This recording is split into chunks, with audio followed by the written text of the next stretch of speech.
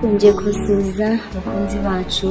Ubu ni ubuhamya bw'umugore ugira uti nahishe umugabo wanjye amabanga yanjye ashingiye ku gitsina aratahura none ndi mu mazi abira. Yagize ati muraho bakunzi b'ikinyamakuru dukunda, ndi umudamu wubatse, mfite abana babiri nabyaranye n'umugabo wanjye tumaranye imyaka 5 tubana byemewe n'amategeko. Mu bukumi bwanjye nabayeho ubuzima butandukanye kandi bugoye kuko nabyirutse mbana n'umugore w'inshuti ya mama kuko yashatse undi mugabo nyuma y'urupfu rwa data mu mwaka w'1994 ubwo nari mfite imyaka 8. Uwo mudamu mama yandagije umugabo yashatse yamubwiye ko tutabana amfite, hanyuma uwo mudamu nderana n'abana be ariko mu by'ukuri yaramvunishaga cyane ugereranyije n'abana be twanganaga mu myaka, ariko nkabyihanganira kuko nta handi nari guhungira. Ubwo nagiraga imyaka 18 nahisemo kuva muri urwo rugo njya kwiga kuboha imisatsi, ni naho natangiye ubuzima bushobora kungiraho ingaruka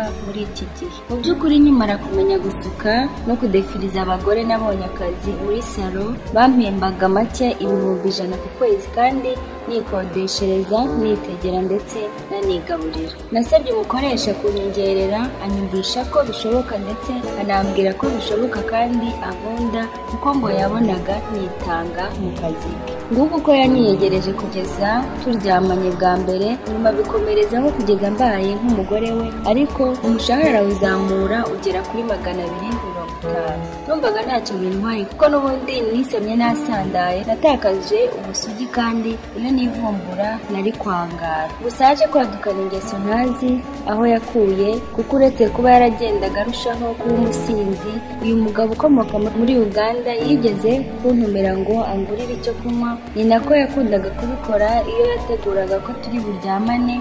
Ngira ngo ni ibisanzwe, ariko tugeze mu buriri andongora ahabigenewe nyuma za no kundongora mu kabono. Mu by'ukuri byarambabaje ariko mbyumva nyuma kuko nanjye twaryamye nanyweye agatama sinahita mbyumva, ariko mu gitondo numvishe nokerwa cyane muri icyo gice. Bimubajije anyemerera ko yabikoze kandi ko ntacyo bitwaye. Ubwo nabyo byahise byinjira mu mibanire yacu. Icyakora nyuma yaho twabikoze inshuro 5 nza kubisezera mubwira ko nazongera kumukorera kuko nari nabonye inshuti kandi inyemerera kumpa igishoro nkikorera. Uko niko natandukanye nawe, ntangira no kwibagirwa ibyo nanyuzemo byose kuko umugabo wanjye akinereta yanyitagaho kandi yampangiye umurimo wo gucuruza kwa Mutangana Nyabugogo. Siniriwe mvuga ibihe byiza uwo musore yangejejeho mbere y'uko tubana. Mbere yo kubana nawe yansabye ko tubwirana ibyo twanyuzemo byose, ibibi n'ibyiza, ntambereka. Ndabimwemerera kuko numvaga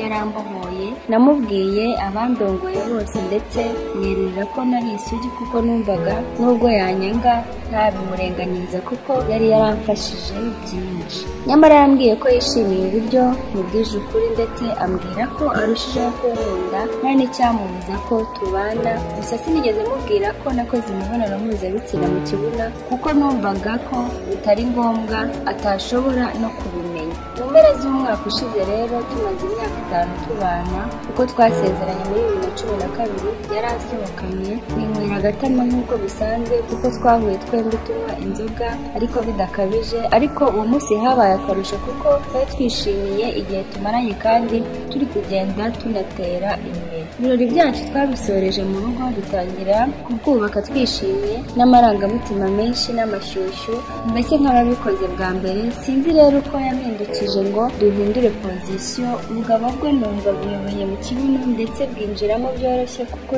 kuko hagutse biturutse kuri wa mugabo wo Mugande Shubuka ariho yakomereje. Nanjye nirinda kumubuza kuko n'ubundi byari byarangiye. Byongeye kandi nibwiraga ko wenda bitewe no gusinda bityo ko hari igihe yaba agira ngo ari kubikora mu gitugu. Gusa naje gutungurwa hashize iminsi kuko twatangiye kubaka urugo nk'uko bisanzwe, nyamara twagera hagati nkumva yimuriye mu kibuno nk'uwabigambiriye ndetse yajya no kurangiza agakuramo igitsina cye akarangiriza mu gitugu. Kuva icyo gihe nibajije ibibazo by'imbuto nifuza ko mwabifashamo mukangira inama. Nibajije niba asanzwe arongora mu kibuno cyangwa niba byize vuba. Niba se asanzwe abikora kuki atari yarigeze abingeragerezaho kandi nari umugore we. niba se abyize vuba yabyigiye kuri njye cyangwa yaba anciye. Ndibaza icyo namusubiza ambajije ati kuki wampishe ko wakoze imibonano mpuzabitsina yo mu kibuno, ndetse nkumva natanguranwa nkabimwibwirira. None uyu mukunzi wacu ari kugisha inama, mudufashe tumugire inama. Murakoze cyane, mukomeze mukore subscribe tubagezaho ibintu byinshi.